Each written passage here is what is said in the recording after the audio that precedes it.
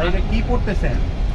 এটা পড়তেছি। হ্যাঁ, এটা কি জিনিসটা? কি জিনিসটা মনু টেক্সটাইল মিলের একটা ঘটনা, মানে মনু টেক্সটাইল মিলের এই কাহিনীটা পড়তেছি। মনু টেক্সটাইল মিলটাতে আপনার এইটা কি? আপনি কেন এটা করছেন? এটা 1947 সালে পাকিস্তানিরা একটা মেল করে, ওটার পাশে 1996 সালে মরহুম রাষ্ট্রপতি জিয়াউর রহমান সাহেব সাদ্দাম হোসেন থেকে কিছু মেশিনারি বসায়।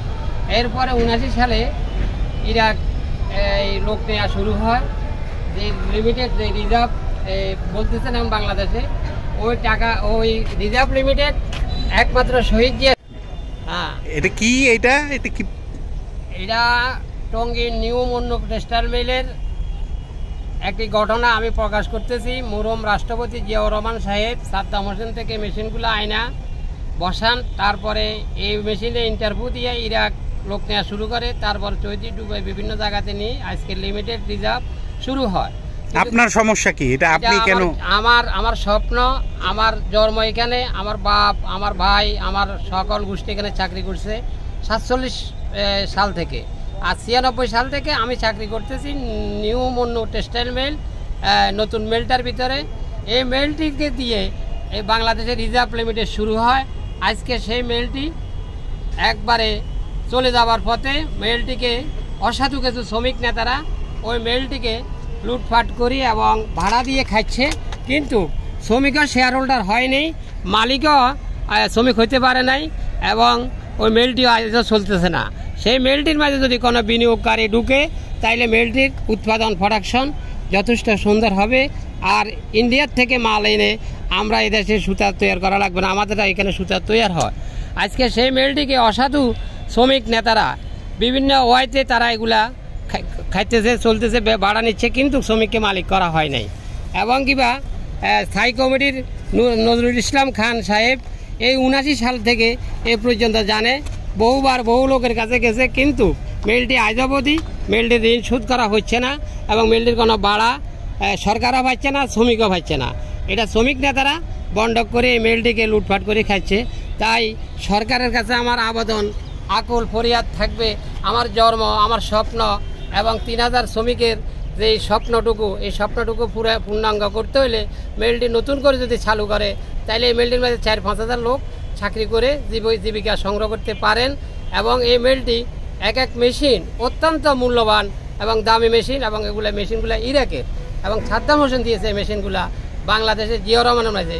তাই আমি বলছিলাম, লাল সবুজের পতাকায় জিয়া তোমায় দেখা যায়, সেই জিয়া রহমানের স্মৃতিটি আজকে নির্মল নিঃস্ব হয়ে গেছে। এই মেলটি আজ পর্যন্ত আজকে 24 বছর এই রাজনৈতিক দলেরা বিভিন্ন ওয়াইতে মেলটি লুটপাট করে খাচ্ছে, কিন্তু শ্রমিকও লাভবান হয় নাই, সরকারের পাওনা নিতে পারে নাই। তাই আমি আকুল ফরিয়াদ করব বাংলাদেশ সরকারের কাছে, বর্তমান তত্ত্বাবধায়ক উপদেষ্টার কাছে, এবং নির্বাচিত কোনো সরকার আসলো যেন এই মেলটি যেন পূর্ণাঙ্গ আবার শ্রমিকের কর্ম করতে পারে এবং শ্রমিক বেতন নিতে পারে, এবং এই মেলটি যেন পূর্ণাঙ্গ আবার চালু হয়, এটাই আমার আবেদন থাকবে।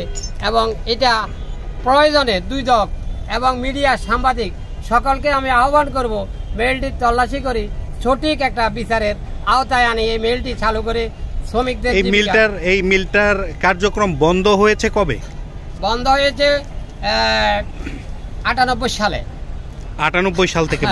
98 সালে বন্ধ হয়। সরকার এটাকে জয়েন্ট স্টক কোম্পানি করি 872 জন শ্রমিককে এখানে সদস্য করে মেলটা দিয়ে দেওয়া হয়, কিন্তু সেখানে বন্ধ মেলে ডাইরেক্টর, এমডি, চেয়ারম্যান বানায়, তারা এক লোকের 40,000 50,000 টাকা বেতন দিচ্ছে, কিন্তু মেল চলছে না, শ্রমিকও কর্ম করতে পারছে না। মেলের মাঝে জুড়ের গোডাউন করে এরা ভাড়া নিচ্ছে, সেখানে আবার উপদেষ্টা কমিটি, আবার ম্যানেজমেন্ট কমিটি, আবার ডাইরেক্টর, এমডি, চেয়ারম্যান বানানি হয়, কিন্তু শ্রমিকের কোনো ফায়দা হয় নাই।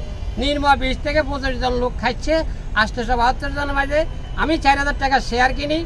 2027 সালে যখন আওয়ামী লীগ সরকার ক্ষমতা আসে, তখন আমাকে বলে এইখানে কথা বললে বের করে দে, আমার বাসা বাড়ি সব কিছু আমাকে বের করে দে, নিঃস্ব বানায় দে। আমি আজ এয়ারপোর্টে হকারের মাঝে জীবন জীবিকা করতেছি। আমি একজন ট্রেড ইউনিয়নের প্রতিনিধি ছিলাম কোনো একদিন, আজকে ইউনিয়ন দেয় দূরের কথা, মেলে নেই, মেল চলছে না, মেল শ্রমিকের কর্ম করতে পারতেছে না। আজকে এই অবস্থাতে আমরা আছি। তাই মিডিয়া এবং সাংবাদিক এবং দুই দল সকলের কাছে আকুল আবেদন করব, ফরিয়াদ করব এই মিলটি যেন পূর্ণাঙ্গ যেন চালু করি, শ্রমিকের জীবিকা সংগ্রহ করা হয়। এটাই হলো আমার বক্তব্য, এটাই হলো আমার দাবি, এটাই হলো আমার চাওয়া এবং পাওনা। এবং 872 জন শ্রমিকের পাওনাটুকু যেন সরকার বিবেচনার মাঝে নেয় এবং দুদক দিয়ে এই মিলটা যেন তল্লাশি করা হয়। এবং এখানে দুর্নীতি কোথায় কোথায় হয়েছে এটা তল্লাশি করলে আপনারা সব পাবেন, এটাই আমার বিশ্বাস।